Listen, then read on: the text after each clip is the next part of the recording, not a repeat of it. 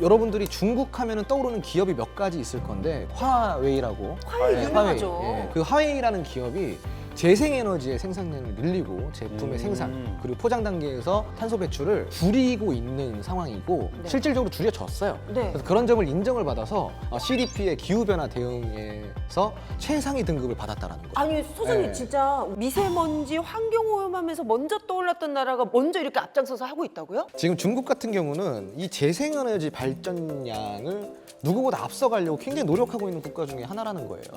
네, 지금 표를 보시면은 저 중국이 좀 압도적으로 재생에너지 생산량이 높다라는 것을 보여주고 있습니다. 정말 압도적인데요? 네. 2위하고 차이가 엄청난데요. 그럼요. 더 놀라운 것은 네네네. 이제 알리바바나 텐센트, 바이두 같은 중국의 거대 IT 기업들이 삼성전자보다도 1년 빠른 2021년에 일제히 탄소 중립을 선언한 것이라는 점입니다. 야. 네, 시진핑 주석이 2020년도에 유엔 총회에서 탄소 중립을 선언한 이래 중국은 기후위기 대응에 있어서 박차를 가하고 있다 이렇게 좀 보시면 좋을 것 같고요. 그리고 중국은 이미 10년 전부터 네네네. 뭐 풍력 에너지, 태양광 에너지 이런 발전 사업에 미리부터 뛰어들어 있는 상황이다 보니까 네. 선점력이 아주 대단히 높은 상황이다. 근데 잠깐 생각을 해보니까 네네. 이해가 가요. 중국이 원래 폭염, 뭐 가뭄, 폭우 동시에 겪으면서 정말 이상기후 때문에 몸살을 앓고 있는 것도 사실이지 않습니까? 맞아요. 요즘은 또 중국이잖아요. 허리케인까지 뭐 나타나고 막 그랬잖아요. 맞아요. 그 넷제로를 위해서 세계가 어떻게 움직이고 있는지 우리가 이런 것을 좀 살펴볼 필요가 있어요. 2020년도부터 청정에너지 투자액이 급증하고 있는데 배경에는 무엇이 있을까? 바로 러시아와 우크라이나의 전쟁이에요. 이때 우리가 뭘 겪었냐? 인플레이션을 겪었습니다. 맞아요. 네.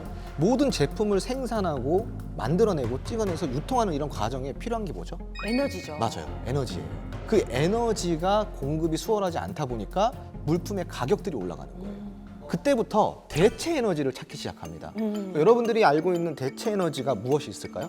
태양광. 오, 오. 네. 그리고 숙명. 수소, 네, 맞아요. 수소도 있고, 전기. 네, 전기도 있고. 그래서 에너지를 전환하자.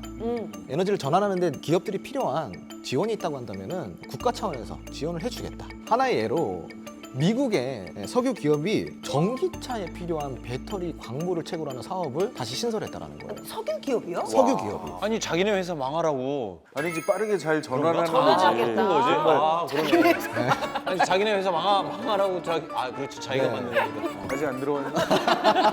아까 오프닝 때 들어간 줄 알았어. 그만큼 이 트렌드를 따라가겠다라는 의지고 이 트렌드는 우리가 거스를 수 없다. 아니 근데 방금 그 미국 기업 얘기하셨는데 네네. 2020년에 미 대선 당시에 바이든이 강력한 친환경 정책을 주창하면서 네네. 친환경 신재생 에너지로 투자자들이 관심을 집중했었잖아요. 네. 그런데 실제로는 생각보다 주목을 못 받았단 말이에요. 이 부분은 네. 실전 투자 부분이에요. 바이든이 분명히 당선이 돼서 네. 나 친환경 정책 밀 거야 라고 했는데 왜 안 움직여? 왜 그런 거예요? 네. 바이든이 당선이 언제 됐어요? 2020년. 근데 그때는 시장이 어떤 시장이었어요? 코로나 시장. 코로나 시장 그 대상승장이었죠. 그렇죠. 완전 불장이었죠. 그러니까 또 다른 산업을 이끌어 와서 이 지수를 끌어올리기에는 지금 투자 심리가 더 이상 올라가지 못하고 있는 거예요. 아, 이미 절정에 달았다. 그렇죠.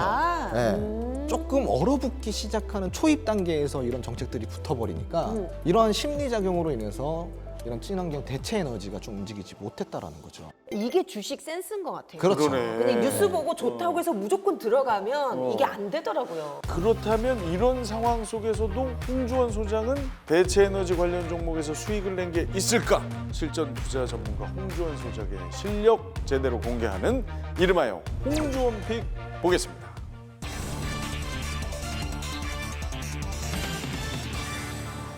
네, 제가 공략한 종목은 SN이라는 종목입니다. 와, 매수 공략일은 2022년 5월 19일, 매도 공략일은 2022년 6월 3일입니다. 네, 10거래일 만에 56%의 수익을 달성을 했었는데 시기를 보세요. 시기. 네, 22년 5월이잖아요. 네. 5월에서 그러니까 바이든 대통령이 당선이 되고 나서 꽤 지난 시점입니다. 네, 맞아요. 그죠? 네.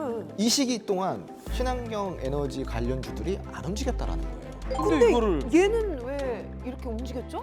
이때부터 움직이기 시작한 시기이기 때문이죠. 아, 이때부터 스타트였군요. 네. 그래서 주식은 좀 기다릴 줄도 알아야 된다. 타이밍. 그렇죠. 또 그런 게 있어요? 네. 섣불리 사람들이 그 얘기만 듣자마자 그렇죠. 이렇게 투자를 하는 건 네. 위험할 수 위험할 있다. 수 있다는 그런데 왜 SDN을 뽑으셨는지가 전 그 이유도 너무 궁금하거든요. 이 당시에 유럽에서 신재생 에너지에 400조를 투자한다는 발표를 했어요. 네. 근데 SDN 같은 경우는요, 태양광 발전 시스템을 다루고 있는 기업입니다. 네. 태양 전지판이라고 하는 이 모듈을 공급하고 있는 기업이고요. 기술도 좋고, 아, 회사가 탄탄하다. 네, 점유율도 좋고. 근데 알맹이가 꽉 찬다고 해서 우리가 공략할 수 없겠죠. 네. 뭐가 또 필요하죠? 타이밍. 타이밍이 필요하죠. 이 주가가 과연 내가 매수할 만한 주가냐? 그게 핵심인 거예요.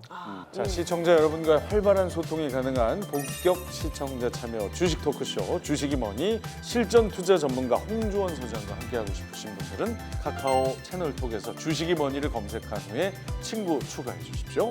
자, 오늘도 저희 출연자들이 종목을 하나 가지고 왔습니다. 오늘 주제를 미리 듣고 대체 에너지 유망주 네네네. 우리가 생각하는 그렇죠. 자, 먼저 우리 정성호 씨부터 한번 얘기해 볼까요? 아마 여기서부터 방송을 보시는 분들은 제가 주식 초짜라는 걸 못 느낄 거예요. 나 진짜 모르겠다. 자신 있구나. 뭐지? 이번에 가져온 거 한솔루션. 아무래도 여러분들 아시잖아요. 유명한 회사인데. 뭐 환경 뭐 이렇게 에너지 하면 또 여기 빠질 수 없잖아요. 대단한데? 요거 제가 봤을 때 오를 걸. 오. 어떻습니까? 굉장한 기업을 가지고 오셨네요. 아, 굉장한 기업. 진짜? 네. 일 정도로. 한솔루션이 미국 내에서 엄청 대규모의 태양광 발전 시스템을 갖추고 있거든요. 네. 그리고 전 세계 글로벌 기업이에요. 몰랐어 이거. 네, 태양 솔루션. 네. 엊그저께 팔았는데. 그러니까 본인의 선택이죠. 그거는 왜 자꾸 여기다 넣어요? 그 시청자분들도 명심하셔야 될 게 그 애널리스트나 펀드 매니저가 나와서 굉장히 좋은 기업이다라는 표현을 매수를 해도 된다라고 들으시면 안 됩니다. 그게 그 뜻은 아니에요. 매수신 거 아니에요? 그거 절대 아니에요. 그 기업 자체가 좋은 기업이다. 그렇죠. 네. 타이밍은 또 다를 수 있다. 그렇죠.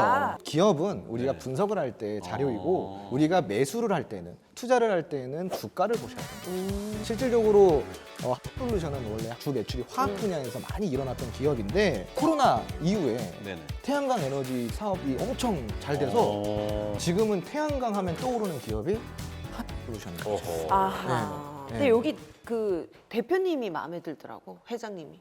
회장님 알아요? 아니요, 뉴스로 봤어요. 잘생기셨더라고. 그 경제 뉴스를 그렇게 봐요? 관상을 봐요, 이렇게. 잘생기셨. 그 회장님의 관상은? 네. 우리 홍 소장님 관상은 어때요? 부자들 쌍인가? 네. 네. 우리 서경석 씨는 또 어떤 종목을 가지고 나오셨는지 궁금하네요. 저는 오늘 현대자동차 오. 여러분께 좀 추천하고 싶습니다. 수소차 국내에서 제일 먼저 하는 회사가 맞아요. 어딘지 아시죠? 현대자동차고요. 그리고 전기차.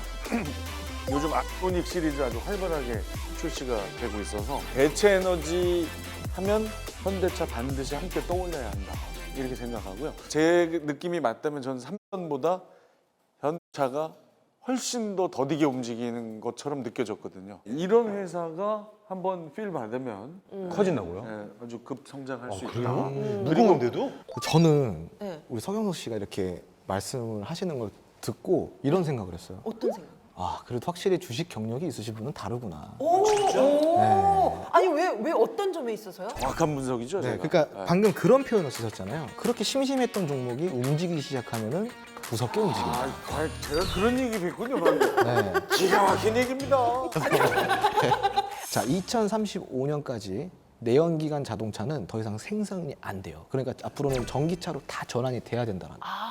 35년까지? 네. 새로운 수요가 막 나오겠네요. 그렇죠. 지금은 자동차 판매 수요가 늘어날 수밖에 없는 시기라는 거예요. 네. 물론 기술적으로 보자면 많이 올라와 있지만 이전에 있었던 고점, 지금 그 라인을 지금 조금 뚫어가고 있는 상황이죠. 그렇죠. 그거 살짝 위로. 보통 이런 식으로 고점을 갱신해서 이렇게 흘러가는 이런 종목들은 대부분 또 다른 고점을 생산해 나가면서 파동을 그려서 뭐야, 그리면서 이게. 우상향을 해 나갑니다. 진짜? 네, 그리고 현대차는 사실상 매출을 우리가 살펴봐도 전년도 매출액보다 지금 대략적으로 한 21% 정도 증가해 있는 상황이고 영업이익 같은 경우는 무려 47%. 역사상 최대치를 지금 달성하고 야, 있거든요. 괜찮네요. 네. 와, 그래서 절정기. 뭐 현대차는 지금 너무나도 좋은 환경에서 좋은 시대를 만나 있다. 그죠? 네. 지금 내가 얘기했는데 너무 좋은 회사를 얘기했구나. 네. 시에 적절한. 박현우 씨도 뭐 가져왔을 텐데 이 뒤에다 붙이려면 야 이거 부담 되겠는데? 뭐가 아 졌어요? 근데 주식인이니까. 아 근데 뭐가 가만 아유 아니 뭐야 이거? 아유 한강 오리배? 아유 무슨 말씀? 뭐야?